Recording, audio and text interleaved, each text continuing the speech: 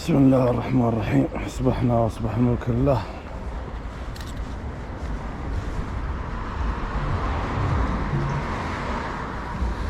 كيف حالكم يا الربع؟ عساكم طيبين.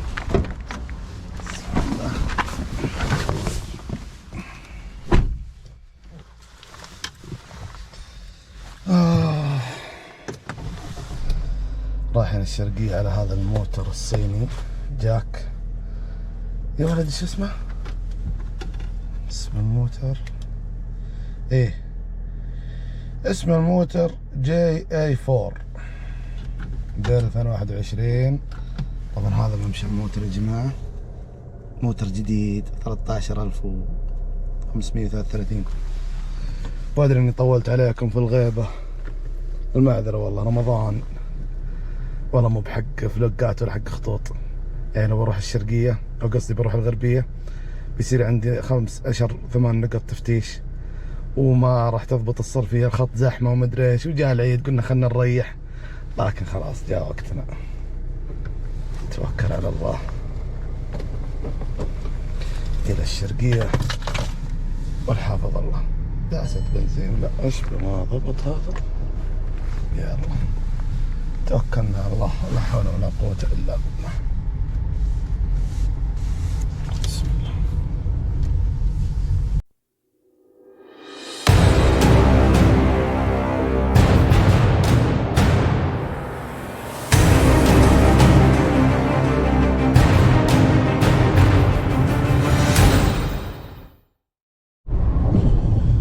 ايوه وصلنا محطتنا الحلوة. طبعا عاد اعبي بعد التفتيش، بس انا والله ودي اعبي من الحين. تمام تقضى. بسم الله. اوب اوب اوب اوب اوب. والله يا راعي الدباب ذا الله يستر عليه، الله يستر عليه، شايل شنط عفش. الحين نعبي. السلام عليكم. فل فل. ايوه تانكي هناك، تانكي هناك. اي هذه واحدة من الحاجات الحلوة. طيب بسم الله. هنا يلا بروح لك هناك. ماني تعودت. بسم الله.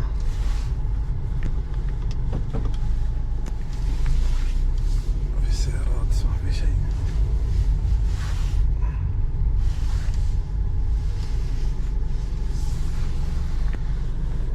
بما ان يعني موتر شخص عزيز علي بشوي عشان بس يعني. طيب يا قلبي، طيب بسم الله. عبي فل. ها فل 91 تكة واحد حبيبي. طيب ايش مواصفات السيارة؟ هذه السيارة اول شيء في الكامل خلاص. ماكينة 4 سلندر 1.3 تيربو. القوة الحصانية حقتها 135 حصان. الجير عندك من 6 تعشيقات، 6 نمر. اللهم صل على محمد. فيها تحكم بالميديا، فيها مثبت سرعة. اللهم صل على محمد. الجناط عندك هنا كهربائي اوتو، وهنا في عندك فيها وضعية الاوتو، او مو وضعية الاوتو، وضعية الايكو معك هنا برضه. اوكي. اللهم صل على محمد. الشاشة عندكم هنا تدعم ابل كار بلاي. السيارة جلد مثل ما انتم شايفين، وكالة طبعا موتر في الكامل. فيها تكييف خلفي، فيها تكاية وسطية، وفيها كاسات. اللهم صل على محمد. كشافات ضباب فيها، كاميرا خلفية، حساسات خلفية. القزاز عندكم هنا كله فل اوتو مثل ما انتم شايفين، بس دريشتي اللي تطلع، والباقي لا لازم اعلق عليه. عرفت شلون؟ طبعا فيها فتحتها صغيرة حتى يعني مقارنة بحجمها. اللهم صل على محمد. فيها طبعا بيت النظارة. اوكي. ففيها شماسة هنا، بس اللي انا ماني شايفه هذا هو.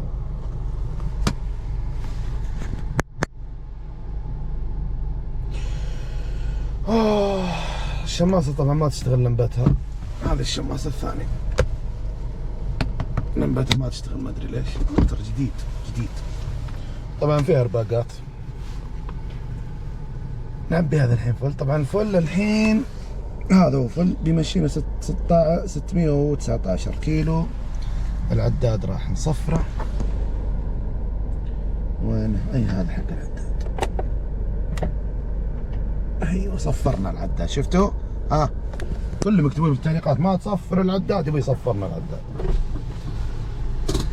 طيب كم يا شيخ؟ اوه جاي من عبابي. 76. كم لتر؟ 34 لتر، يعني السيارة تقريبا في الأربعينات لتر. ها النمبر؟ هلا حبيبي. هذا فيديو؟ هذا فيديو. ايوه هذا يوتيوب. يوتيوب شانل. يا ايوه. انا اعطي انت هذا النيم. هذا يوتيوب. ها هذا ابغى نيم. ابغى نيم. ايوه هذا نيم.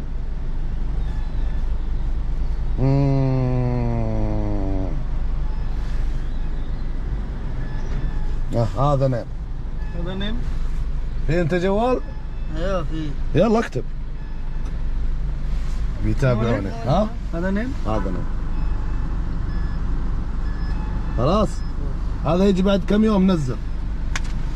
يلا ابغى شيء؟ ايوه خلاص. السلام عليكم. وعليكم السلام.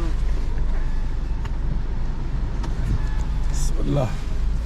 يا زين حبايب، الحين نبغى لنا بقاله وزينه ونبغى لنا قهوه. تمام، نبغى لنا بقاله وزينه. ايوه زينه سيارات هناك. نبغى لنا نبخ شويه كذا السياره.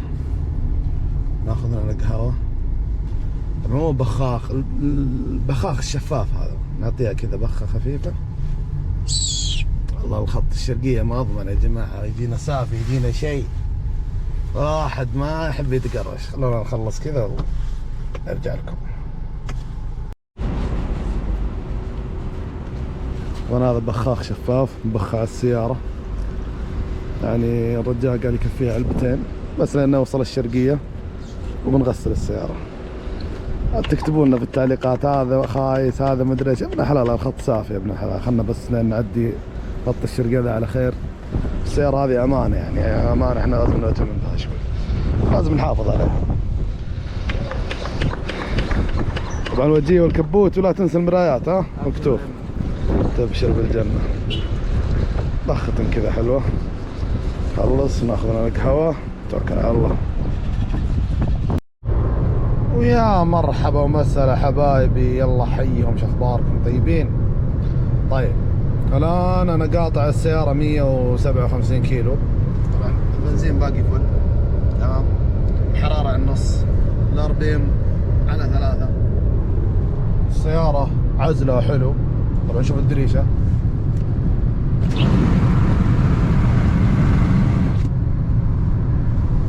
عزل السيارة حلو الصراحة. عزل الأرضية يعني مقبول كويس، بس عزل السيارة حلو. السيارات الصينية ما أدراك ما السيارات الصينية صراحة عليها يعني عليها كلام كثير. السيارات الصينية مو الشركة هذه خلوها شوي اللي قصة معها. السيارات الصينية يا جماعة أقسم بالله العظيم أنا لاني معاها ولاني ضدها، بتكلم من وجهة نظري يعني. تمام، ليش؟ أول شيء لها في السوق تقريبا من 5-6 سنوات، أبى أعطيها 5 سنوات ثانية قدام. كملت 10 سنوات أوكي، هنا نقول والله السيارة يعني كويسة أو ما كويسة. وهذا الشيء ما يعتمد على انتشارها، لا، هذا يعتمد على الخدمة ما بعد البيع.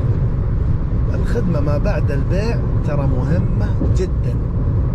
ما في عميل راح يستمر معاك إلا إذا كان عندك خدمة ما بعد البيع سيئة. مستحيل يجي عميل يستمر معاك. ليش أنا أقول ذا الكلام؟ الحين العميل يمر بموظفين. الموظف الأول حق المبيعات، خلاص، متى ينتهي دور موظف المبيعات من يسلمك السيارة انتهى دوره. لو يجي السيارة جديدة ما له دخل فيك. الدور على من؟ على خدمة ما بعد البيع اللي هو موظف خدمة العملاء.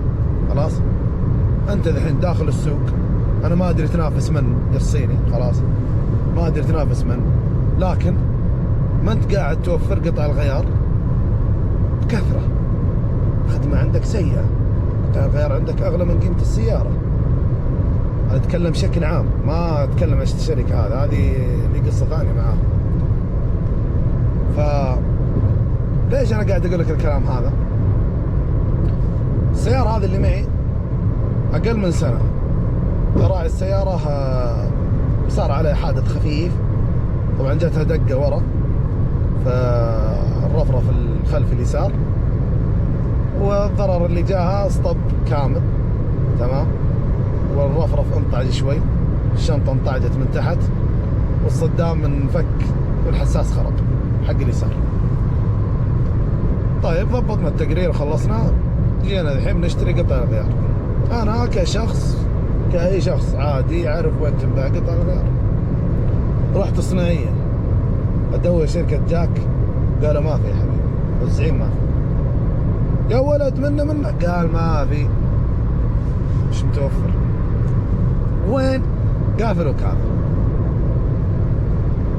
طيب اي وكالة؟ قال وكالة اللي حقت الجميح اللي بخلص، خلاص مين موجودة على مستوى الرياض الا هناك بس، يعني اللي ساكن في العزيزية، في السويدي، في الدخل، نجم الدين، الله يعينهم صراحة.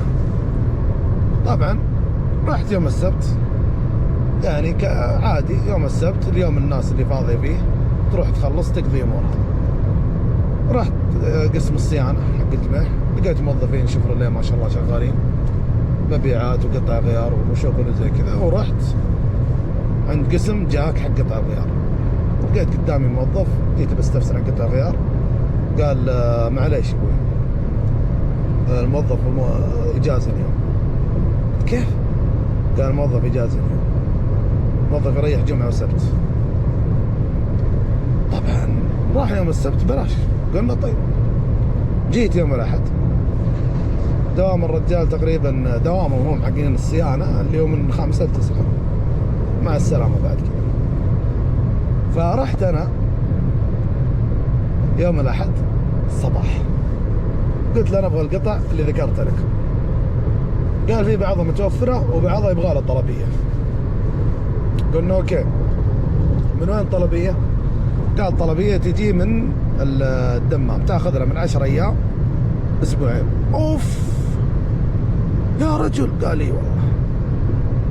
قلنا طيب شكر الله، وانتظر 10 أيام وأدحدر عنده. يا حبيب قلبي جات القطع؟ شيك؟ قال لا ما جت.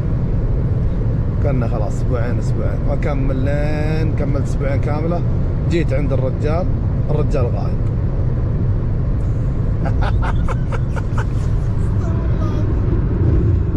الرجال غايب يا جماعة. طبعا حطيت الكاميرا عشان سهل اللي قدامي.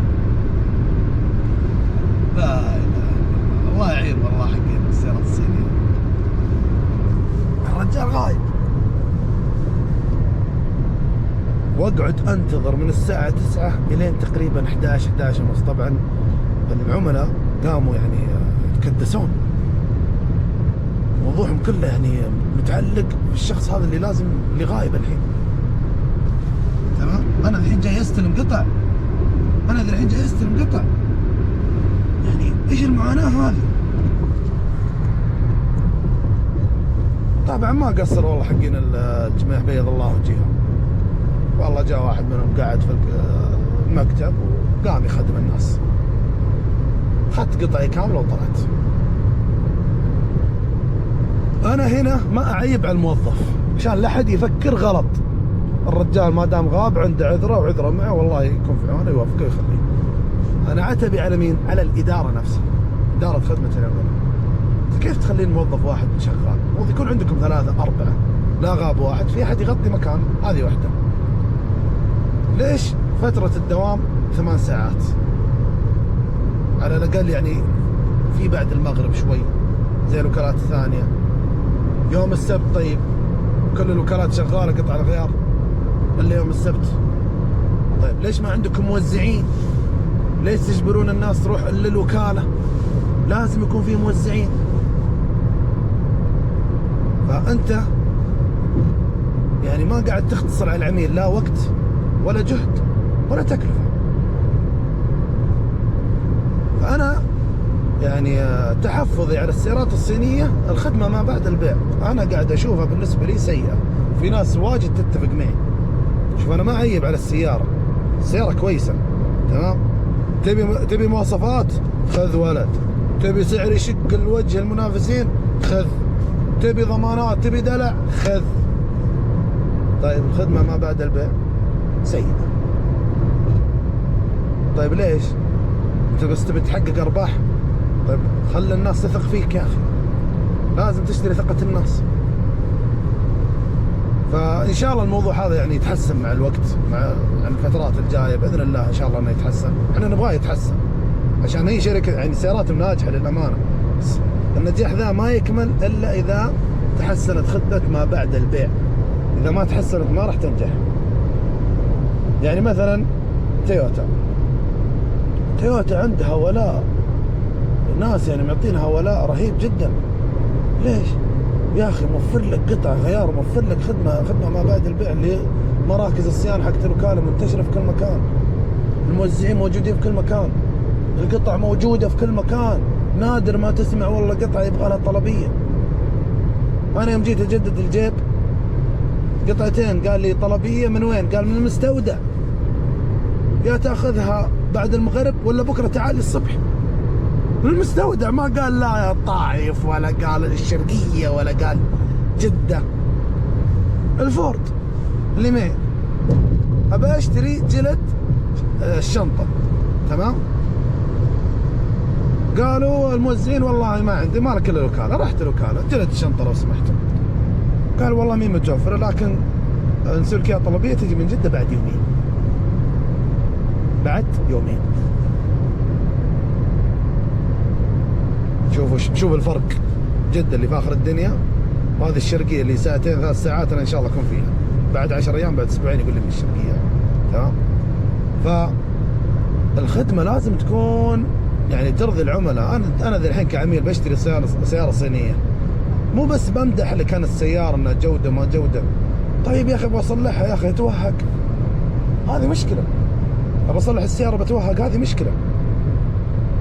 فالصيني انت لحد الان ما تدري هو ينافس من، والله ما ندري.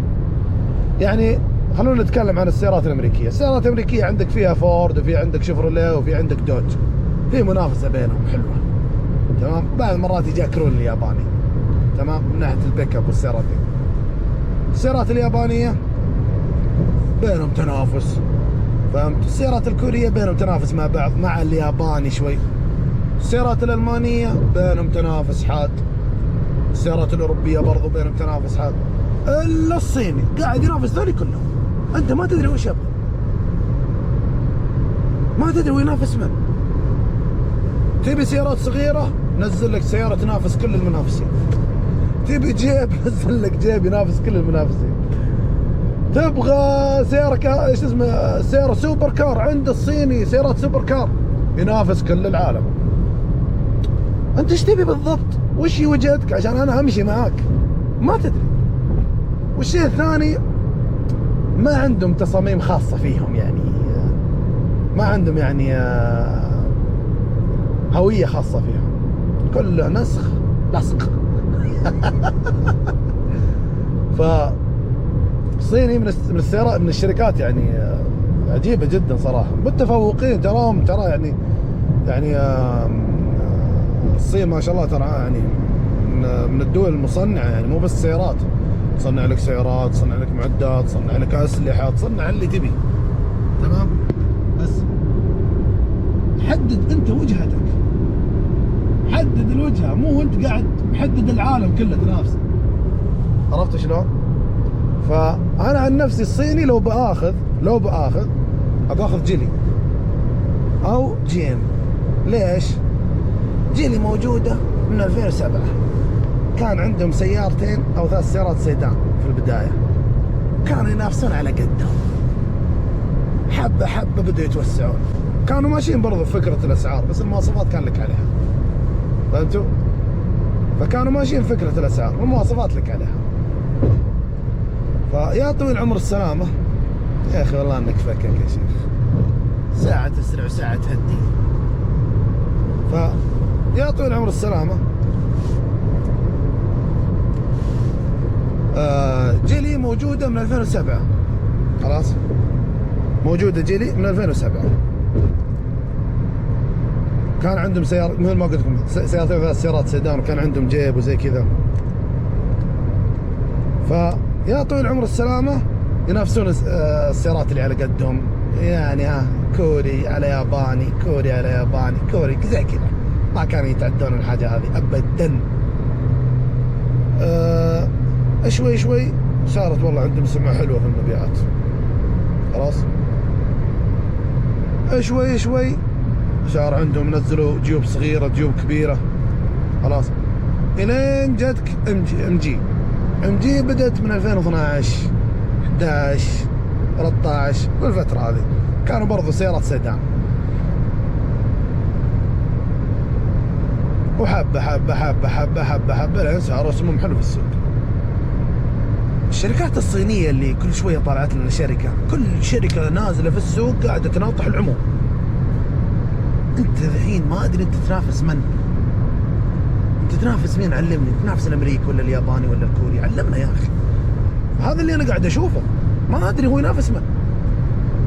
ف عنده يعني حصة سوقية حلوة والله، كان له حصة سوقية حلوة من ناحية المبيعات، اخذ له والله حصة سوقية يعني رهيبة. ف هذه والله الكلمتين اللي عندي ما شاء الله، اللي حبيت اقولها في الصين. والصين ان شاء الله باذن الله يعني ما دام انهم شركات مصنعة لهم الحق صراحة انهم يبدعون، وهم ابدعوا والله العظيم. بس انا اهم شيء يعني ما يكمل الابداع الا بخدمة العملاء، خدمة ما بعد البيع. لازم توفر مراكز صيانة، لازم توفر موزعين قطع غيار، يعني لازم توفر القطعة كاملة، يعني خلي القطعة الطلبية تكون نادرة. دركسون مثلا، باب، داخلية باب، مسكة باب، مرتبة، شماسة، هذه ممكن نقول عليها الطلبية، يعني نادر أحد يطلبها. وبس حبايب قلبي، الحين قاطع أنا 188 كيلو والبنزين باقي فل. واضح إن الصرفية بتجيك بطل. البنزين هذا راح يمشينا الباقي 466 كيلو. وبس حبايبي، أول ما أوصل الشرقية نشوف إيش وضع البنزين، نكمل لكم عاد الكلمتين الحلوة. اللهم لك الحمد. تونا دخلنا الشرقية، التفتيش طبعا توني متعدي وراي. المسافة اللي قطعتها لين الحين اللي هي 335 كيلو. البنزين فوق النص بشرطة، الحرارة على النص. طبعا نسيت أوريكم المكيف، شوف المكيف كم، المروحة على 3 يعني. والله الموتر جميل صراحة، كويس، صرفيته حلوة، صرفيته حلوة. بس راح أوقف عند المنطقة اللي أنا قاصدها إن شاء الله، بختم هناك.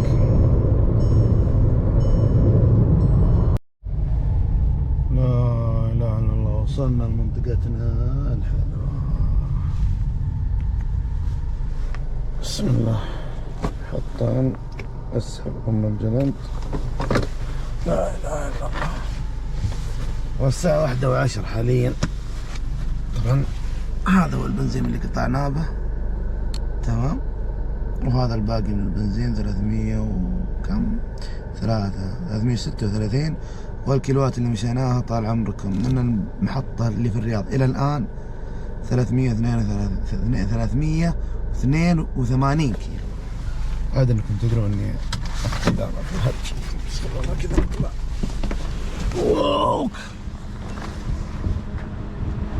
ابوك يا الخط والتعب، لا اله الا الله.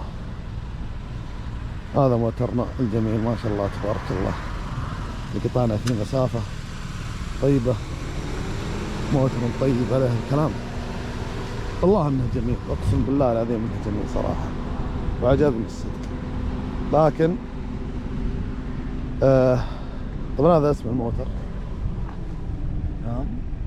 هذا اسمه، هذا زر الشنطة طبعا من هنا. فهذا الموتر عندكم. طبعا تنزل الحلقة هذه قريب ان شاء الله، وفي حلقة ثانية بتنزل حلقة تفصيلية عند قناة نايف. طبعا لا تنسون اللايك، اشتراك، تعليقاتكم الحلوة، خشوا على القناة فروا فيها، شوفوا لكم الحلقات اللي تناسبكم، وإن شاء الله احنا مستمرين. واعتذر صراحة القطاعة، خبر رمضان والله العظيم يعني مو بجو تصوير بالنسبة لي، والعيد برضه قلت خلاص بعد العيد إن شاء الله نبدأ ذا الحين نشد حيلنا مرة ثانية. نشوفكم إن شاء الله في حلقات ثانية وتجارب ثانية إن شاء الله بإذن الله.